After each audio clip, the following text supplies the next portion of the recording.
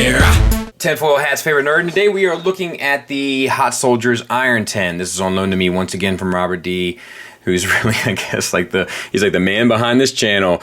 Anyway, we have a couple things to go over, a number of accessories, and then some issues and a couple other things. But in order to do that, let's start with the accessories, which are plentiful. We're going to talk about them very briefly.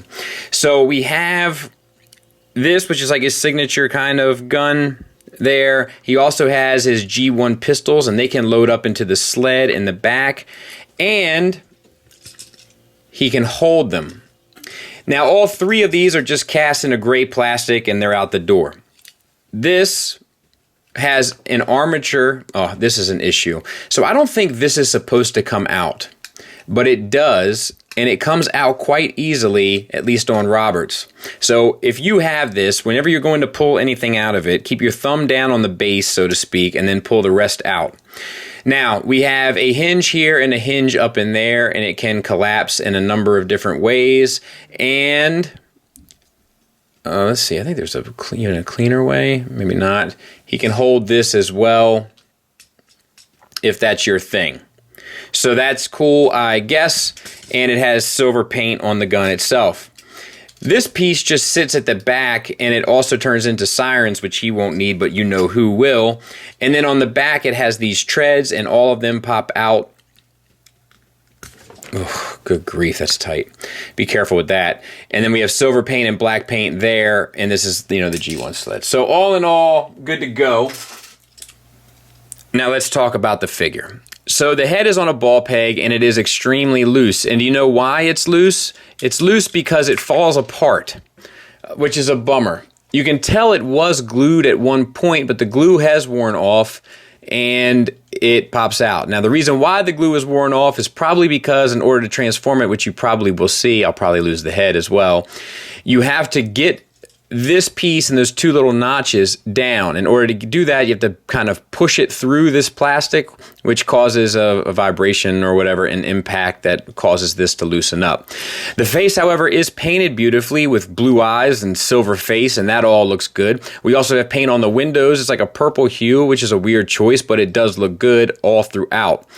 The arms are painted gray, which look good, the shoulders, and then the hands are painted gray, and then there's some silver detailings and stuff, some gold detailings painted throughout. Silver detailings here. The shoulders are actually on hinges here, so you can get a reverse butterfly joint, which is pretty cool, and a ball peg, so you can get all the way up and around. No bicep swivel, but you get it at the elbow, which is a ball peg, and get you a little bit past 90 degrees, and the wrists are stationary. Same for the other side.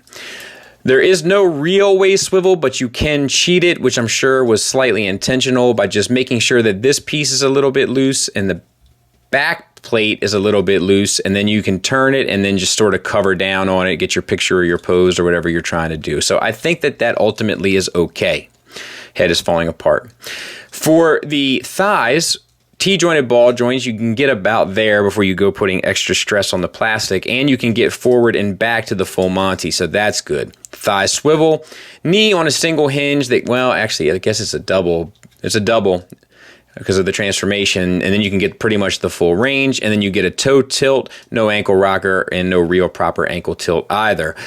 So it's pretty effective, and it's pretty efficient. There's just some kind of structural issues with it that prevent it from being a kind of a knockout. Now let's try to transform them. So this head has a tendency to pop off the ball peg. We're just going to try. And it's getting it. Yeah, there it is. This thing is not built extremely well, for what that's worth. Like, that glue came apart. There's some cool stuff here. It's just a little on the junky side. Okay, so there we go. Arms up. My favorite part of the transformation is this. If you loosen this up and spin this around, and then bring it to this side, and then you swap the piece. This is something that the MP wasn't able to work out, which is one of the reasons why the MP looks a little like a chubby funster.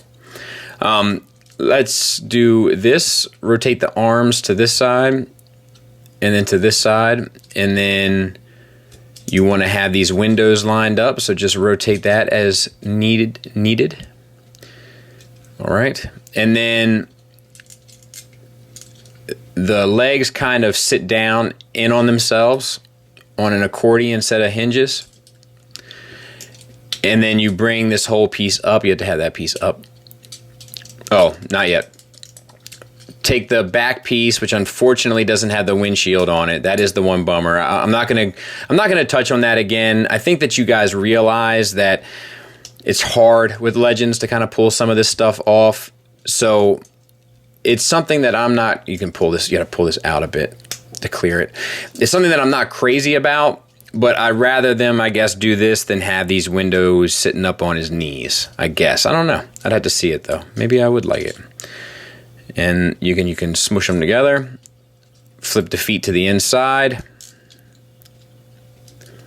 This thing is eating me up. Connect 4. And then bring these wheels down on both sides. And then extend these. They're on double hinges so that it all lines up. And it can take a minute to kind of get it all sort of sorted, for lack of a better term. And there. And then we take this piece, which we've already stripped, and the best thing I've found, because this can be a little bit challenging, is these notches here in the back. Line them up with the 2 squares in the forearm, and just sort of hope for the best. That went on almost. Oh no, I thought like I said, it creates a little bit of an issue because it's just a matter of having everything lined up perfectly. There. And now you got the vehicle mode. I'll get them cleaned up. We'll take a look at them. Like you can see, the rear window there isn't the prettiest, but it's still worth taking a look at.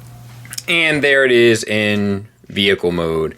Now you can also put this little bit here on this top and make the light bar. I'm guessing that's for when they inevitably do ratchet, but you know, it's fine.